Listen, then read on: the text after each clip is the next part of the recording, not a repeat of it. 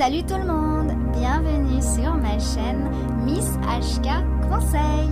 J'espère que vous allez bien et que vous êtes prêts pour découvrir un nouveau sujet. Allez, c'est parti, on y va. Aujourd'hui, nous allons parler ensemble du deuil dans la période prénatale. J'ai choisi de réaliser ce sujet pour parler au nom de toutes les personnes qui ont malheureusement vécu ce drame et ou qui cherchent des réponses sur le sujet. Moi, j'ai décidé d'aborder ce sujet sous un angle différent, c'est-à-dire sous un angle un peu plus psychologique. Je vais commencer tout de suite avec le point numéro 1, perdre un enfant qui a vécu, et je vais parler de la mort d'un nouveau-né et ou d'un nourrisson. Il faut savoir que pour les parents, le fait de perdre un nouveau-né ou un nourrisson, ça constitue un traumatisme très violent. En temps normal, toute naissance va amener les parents à faire le deuil de l'enfant imaginaire de la grossesse. C'est-à-dire que quand un couple attend un enfant, il va imaginer, durant toute la période de grossesse, il va s'imaginer un enfant parfait. Et au moment où l'enfant réel, le bébé vient de naître, les parents doivent faire le deuil de cet enfant imaginaire pour faire place justement au bébé qui est né avec ses propres caractéristiques qui ne sont pas toujours en accord avec les attentes des parents. C'est ce qu'on appelle l'adoption mutuelle parent-enfant qui peut être plus ou moins laborieux selon les circonstances.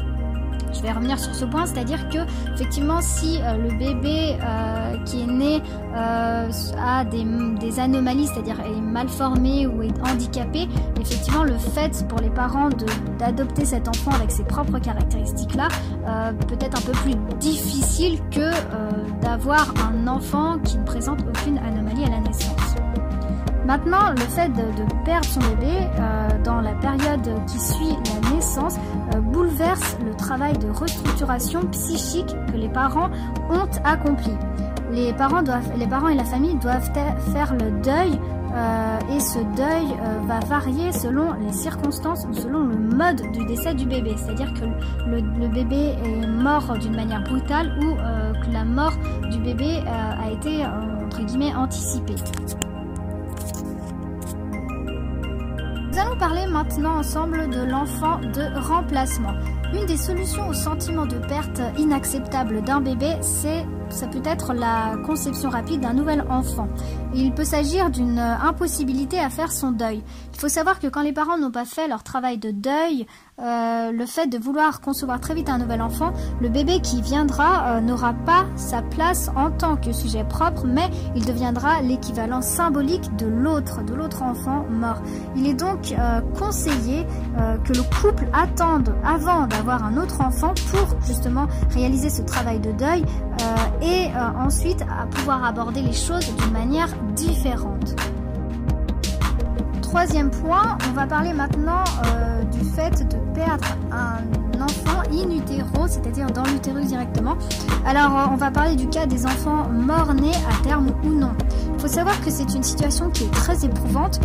Si le fœtus est à terme, les sentiments de culpabilité présentent une acuité particulière.